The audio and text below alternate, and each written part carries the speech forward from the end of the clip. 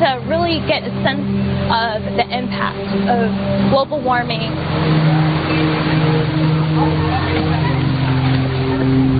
I just want to get a first-hand experience rather than reading about it or seeing it on television. I just want to get that so I can communicate that to others.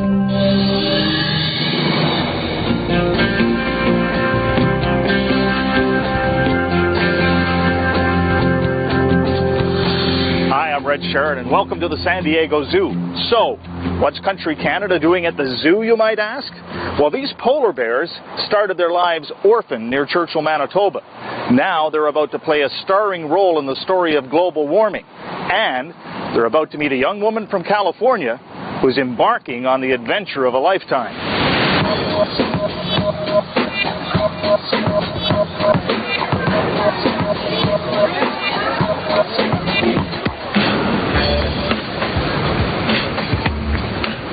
By her own admission, 16-year-old Shelby Stanfield is a California girl. The beach, the sun, the surf are all an everyday part of her life here in Huntington Beach, where she trains as a junior lifeguard.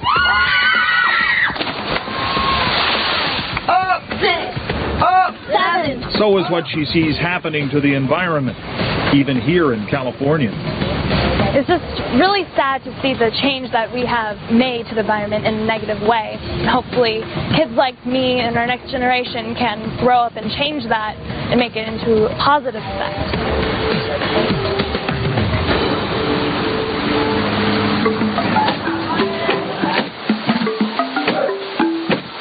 Hi, Peach.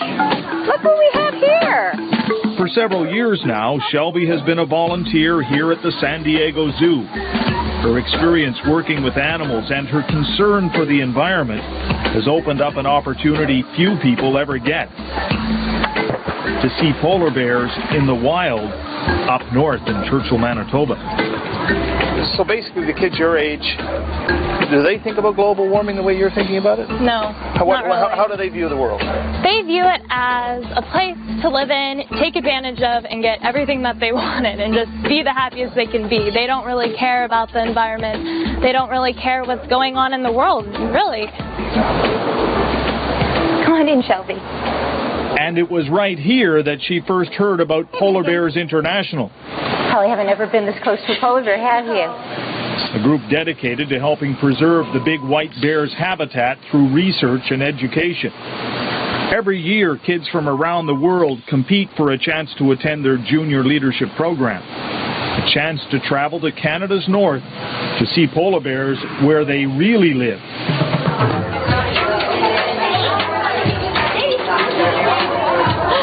Hello. Isn't that wild? And to think you're going to be traveling to where they came from. That's crazy. Too good to be true. And viewing them in the wild is going to be even more wonderful. Oh, here he comes. Who are you looking at?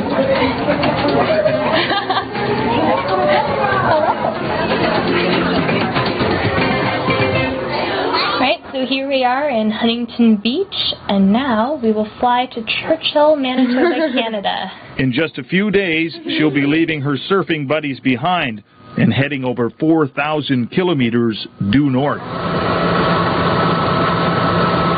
This is the polar bear capital of the world. It's also ground zero in the story of global warming and its impact on the largest land carnivore in North America.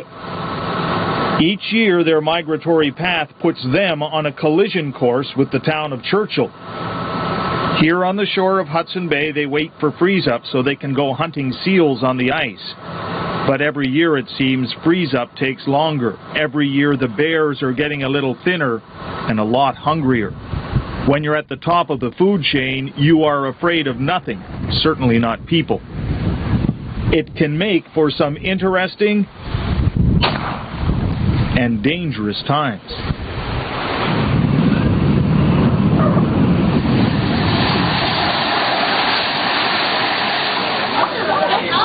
After flying since the early hours of the morning, she reaches Winnipeg, where she meets up with the rest of an international gang. On behalf of Manitoba, welcome to the Club of Ambassadors of the Arctic. Welcome. In the next week, these kids will learn firsthand about global warming and its effect on the polar bear's habitat. You did a good job. The president of Polar Bears International, Robert Buchanan, says students like Shelby will become tomorrow's leaders. The leadership camp is to teach them how to be able to teach other kids, how to put together forward action plans, and how to implement them in hopes of making a difference in the world in which we live today. There are kids here from as far away as Australia and Denmark, 14 in all, including 16-year-old Angela England from Winnipeg. She's never really seen a polar bear in the wild either. I've always loved nature, and I've always loved all the natural things and animals and stuff ever since I was little. I want to save the world. Now they're traveling another 1,000 kilometers north to Churchill. Hey, how are you? Pretty good. Halfway there. Halfway. I love the clouds, eh? Yeah, it's absolutely beautiful. We're here. Come on, it's not that cold. It's October, and usually there's snow on the ground. But instead, it's cloudy and rainy. So, what do you think of this town? Well, everyone seems like they know each other, and it's quiet, and I mean, it's just amazing. This is the polar bear capital of the world. But we haven't seen a polar bear yet. Hopefully tomorrow we will. Oh, hi. On their first expedition in search of polar bears, they quickly learned that when there are hungry bears around, you don't step outside without protection, as tour guide Kelsey Eliason explains. All right, this is a slug, and this is a cracker shell. But I never ever want to shoot a bear. I've been very close, but what you can do as kind of a last resort is shoot right into the ground right in front of them, and it either kicks up gravel in their face or something like that, and they don't like that. Or shoot them in the foot. Protection, yes. Does everybody know what to do around polar bears? Listen to the guy with the gun. Don't approach a bear. Most important thing, stay together. This is called Polar Bear Alley, and shotguns are a necessary part of any hiking equipment. This beach is a bit of a bear highway. You can find groups of bears hanging out, maybe 10 or 15 bears sleeping away the day. How does it feel to be walking around with people that are carrying guns? I try to keep as close to him as I can. Not only is he a great source of information, but he also is my protection. But this is a daybed. A bear was probably here just a few hours ago. Has a nice view of the coast. What part is it, you think? It's the head. The head. That's the little blowhole there. And the remains of a beluga whale is evidence that they've been around. It's a stark contrast to the beaches of California. I'm feeling cold, but I'm getting used to it. At least I'm warm with this jacket. Look, there's actually waves. This is the best surf I've seen here so far. And walking this beach where the bears wait longer and longer for the ice to form is already having an impact. When the polar bears come earlier and there's no ice, they're bound to be hungry, and it's going to affect their daily lifestyle. Angela, who's also an artist, is amazed to find the landscape isn't what she expected. I actually really like the way that, like, the reds and the colors. I like the way that everything's really colorful, but you wouldn't really expect that. Because when I thought of Churchill, I thought, gee, snow, rocks, gray sky, all right. But it's so beautiful, like all the yellows and the fall colors and these gorgeous rocks. Wait. The blood and guts. They see more signs of the bear's presence. Look at the bigger feathers here. A bird has been eaten by something, but no polar bear sightings. You're getting a little anxious to see? Yes. I have a feeling we might see one today. I'm really hoping we do. Well, maybe not out here, but back in town. Conservation Officer Sid McGregor has found something he didn't want to find. A 3-year-old who's been busted in town 11 times already. It's another indication of what happens when the bears can't access their food source. A hungry bear can be unpredictable. Finally, the dart goes in, the bear is down, and on his way to jail, if the drug works long enough.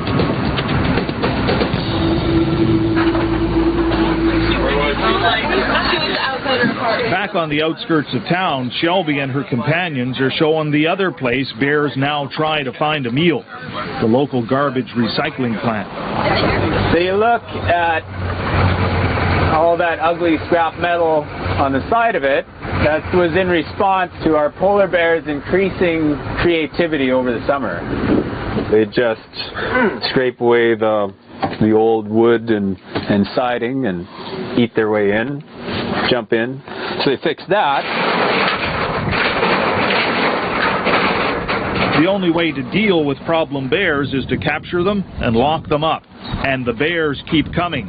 There are more jail cells for bears than for people in Churchill, 28 cells in all.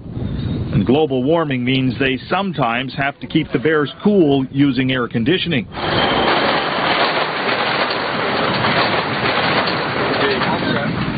Just as they are about to take a closer look, they have to leave. Everybody hop in. That problem bear is about to arrive, and wildlife officials want no distractions. By the information collected over the years, well, we know he's been caught 11 times in 3 years. Later, during a lecture on how the town controls bears, Officer Sid McGregor confirms Shelby just missed seeing her first wild bear. We brought a bear in there when you guys were out there. Oh. Yeah, that's what was in the back of the truck, and he'd come into town about 5 times last night. So we went, yeah, this town, yeah, he's all over it. I don't think he took the bus to Syracuse. Tomorrow they travel away from town and into the land of the tundra bears. When we come back, has the moment finally arrived? Will they find the elusive polar bear, or is it something else?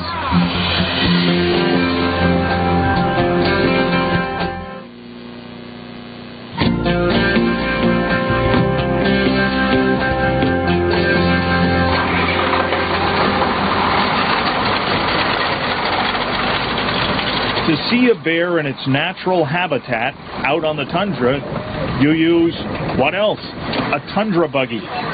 These massive machines were specifically designed in Churchill to move over the tundra easily and to keep bears out.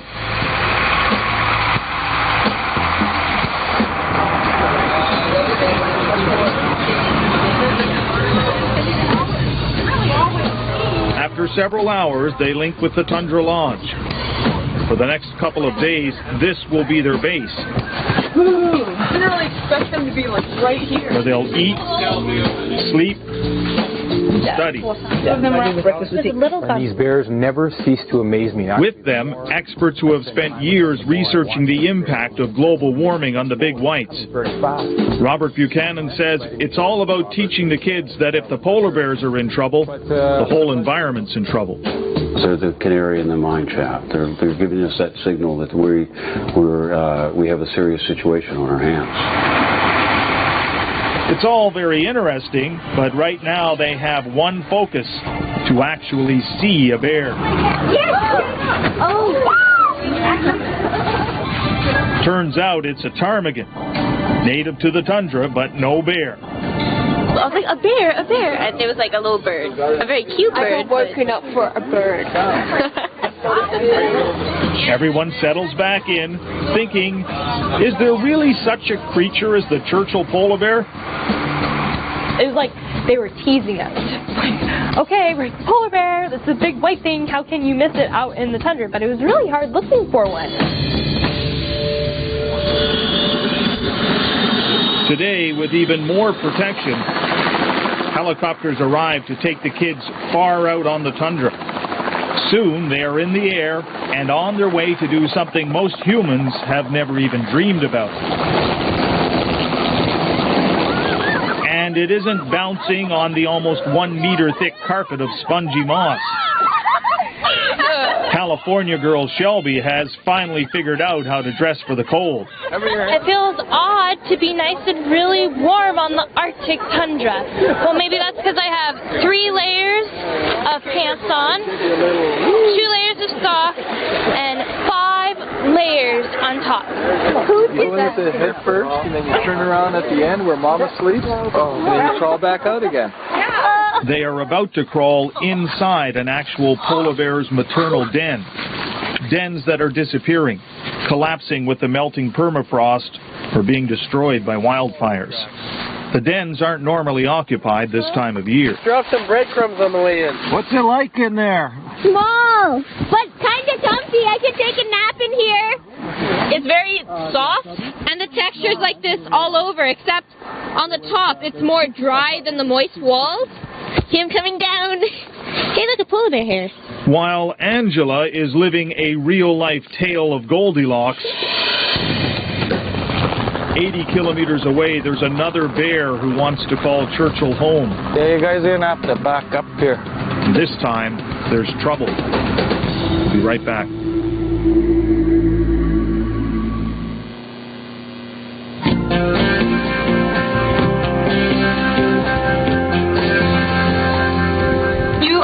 Into 2 teams, because what you're going to be doing is you're going to be trying to figure out how exactly sea ice is a big factor in global warming and climate change. It's mid-afternoon. Shelby and her international gang are conducting a controlled experiment to show how the melting sea ice is impacting the polar bear's environment. While back in town, Sid McGregor is dealing with another bear, a big one. He tries to chase it up from behind the rocks, but it won't budge. So he shoots the bear with a tranquilizer dart and waits for it to take effect. This one is over 1,000 pounds.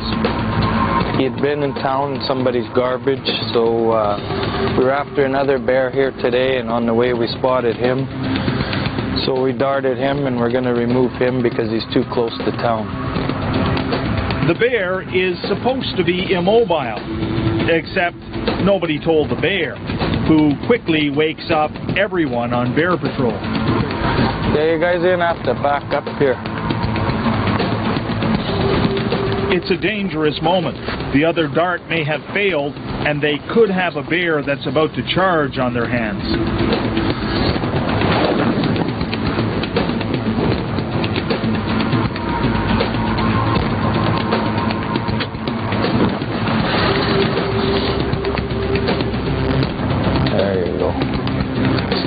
Sheep. Yeah. How many sheep do you think he was up to? This time it works. Whoa. There we go. He's done. Well, bring that other side up. There we go.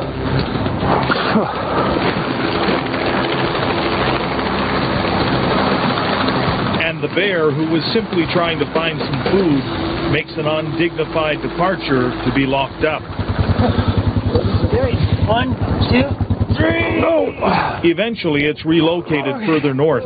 In the meantime, it's given no food, just water or snow. They don't want the bears, who are already hungry, to think they can wander close to town and then be captured and fed. They used to deal with problem bears another way, but declining numbers changed all that. Years ago they did shoot them, but we can't do business that way, and there's scientific issues, and there's a multi-million-dollar ecotourism in Churchill, so everything kind of goes hand in hand. Back out on the tundra, as they all wonder if it's ever going to happen, it happens.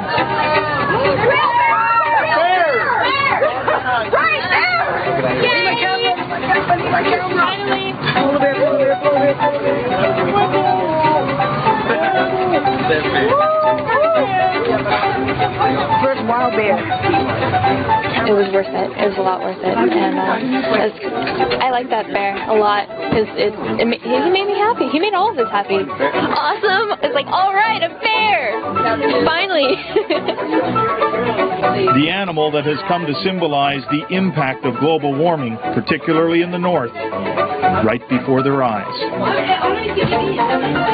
It's really cute, actually. I thought they'd be vicious and ferocious. In one moment, they understand how important it is to help these animals, to try and teach others about the real impact of pollution on nature.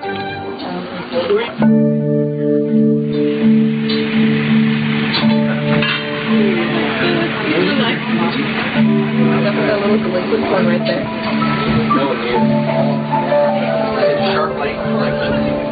The California girl is captured by the big bear's charms. A special moment unfolds with just her and the bears. It's like my mom watching me. Come on, Shelby, let's go. I'm pretty much in awe right now, seeing that there's a baby polar bear cub just a few feet in front of me, and I'm cold, but it doesn't really seem to matter right now. It was way worth it. This is amazing. I still think I'm dreaming right now. This trip really gave me a sense of who I am and what I really want to do, and that was really cool. And I didn't expect it to really affect me that much, but now that I sit here and think about it, I'm like, whoa. So, what did you think of our quest to find the bears of Churchill? If you go to our website, you can find even more information, and while you're there, why not send us an email?